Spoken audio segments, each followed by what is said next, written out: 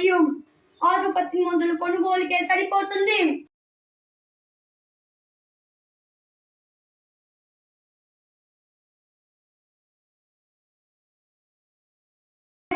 ముందు తరాల వారికి వ్యవసాయం తెలిసి ఉండాలి. ప్రతి పాఠశాలలో చదువుతో పాటుగా పాడి పంట, ఆయుర్వేద ప్రాణవాయువు అందించే మొక్కలు, ధాన్య మండలాలను స్వచ్ఛమైన ఎరువులతో ఎలా పండించుకోవాలి అనేది శిక్షణ ఇవ్వాలి.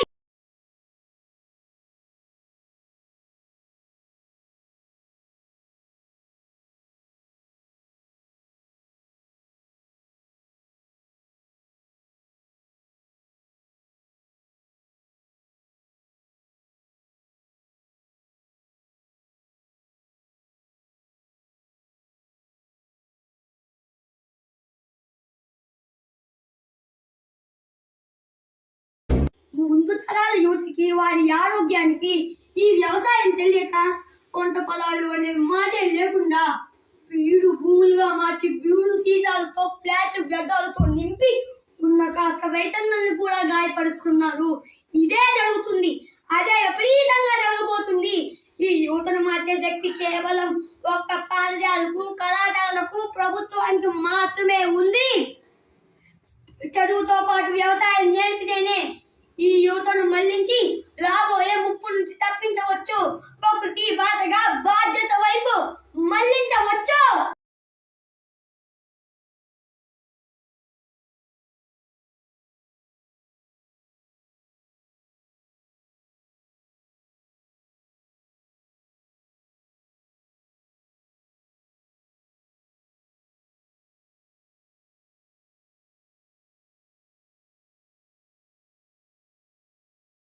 ప్రతి మనిషి చెట్టు నాటాలి లేదా పన్ను కట్టాలి అనే నియమం ప్రభుత్వం తేవాలి.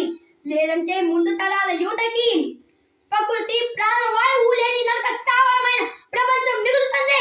కొన్ని దేశాలకు సైతం చెట్టు లేని ఇంత పన్ను కట్టాలి అనే నిబంధనను తెచ్చారు. అలాగే మన భారతదేశ ప్రభుత్వం కూడా తేవాలి అని అందరం కోరుకుందాం.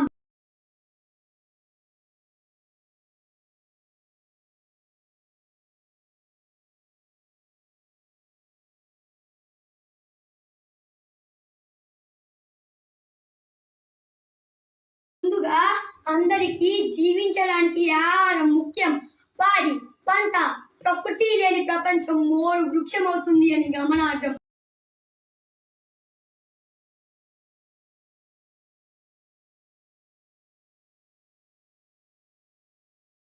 ప్రాణాలకు తెగించి దేశాన్ని కాపాడేదాన్ని ప్రతి నెల జీతం ఇస్తుంది ప్రభుత్వం. కానీ ఈ రైతు కూడా ప్రాణాలకు తెగించి గాలి, వాన, పిడుగులలో, విసర్పాలలో తిరుగుతున్న ప్రపంచాన్ని బతికిస్తున్న రైతుకు మాత్రం ప్రతి నెల జీతం లేదు. పండితే పంట తినడం, లేదంటే గుండె పగలడం.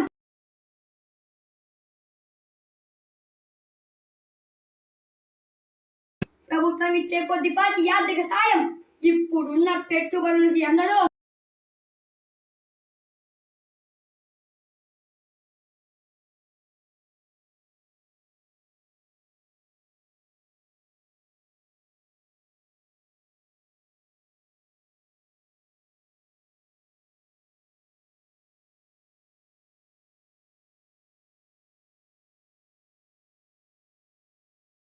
ప్రపంచాన్ని బతికిస్తున్న రైతుకు మాత్రం ప్రతి నెల జీతం లేదు. పండితే పంట తినడం, లేదంటే గుండె పగలడం. ప్రభుత్వం ఇచ్చే కొద్దిపాటి ఆర్థిక సాయం ఇప్పుడున్న పెట్టుబడులకు ఎందరో. ఏ ప్రభుత్వం వచ్చినా రైతుకు పెద్ద పీట వేసి, ఏ ఆఫీసుకు వెళ్ళినా, ఏ ప్రాంతాలకు వెళ్ళినా రైతుకు విలువనివ్వాలి అనే చట్టం రావాలి. రైతుకు ప్రతి నెల విలువనిచ్చి జీతం ఇవ్వాలి అని అందరం కోరుకుందాం. ఏనాడు పుట్టిందో ఈ ప్రపంచం, ఆనాటి నుంచి ఏ కష్ట సమయాలలోనైనా, ఎన్ని ఒడిదుడుకులు ఎదురైనా సరే ప్రపంచానికి మాత్రం ఆహారం అందించకుండా ఉండని సమర యోధులు ఈ రైతన్నలు.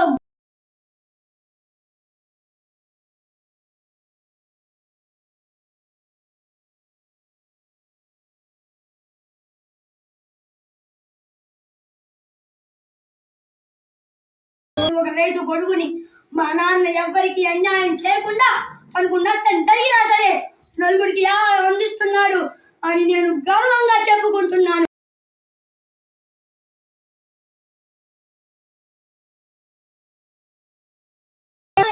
ఆ కల్తీ ఆసుపత్రి మందులు కొనుగోలుకే సరిపోయి పంట చేలో బీడి సీసాలు ప్లాస్టిక్ వ్యర్థాలు మార్చునే ఉంటాయి. అదే విపరీతంగా జరగబోతుంది. జాగ్రత్త.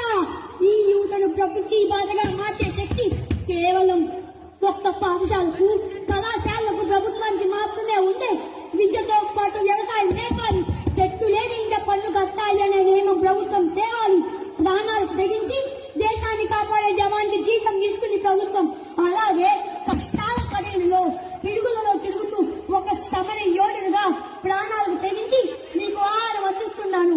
నేను ఏ ప్రాంతాలకు వెళ్ళినా నాకు విలువనిచ్చి పెద్ద పీక వేసి జీతం ఇవ్వాలి అని కోరుకుంటున్నాను. ఏనాడు పుట్టిందో ఈ ప్రపంచం ఆనాటి నుంచి ఎన్ని ఒడిదుడుకులు ఎదురైనా సరే ఆహారం అందిస్తూనే ఉన్నాను. నేను రైతు బిడ్డనైనందుకు చాలా గర్విస్తున్నాను. ప్రపంచంలో ఉన్న ప్రాణ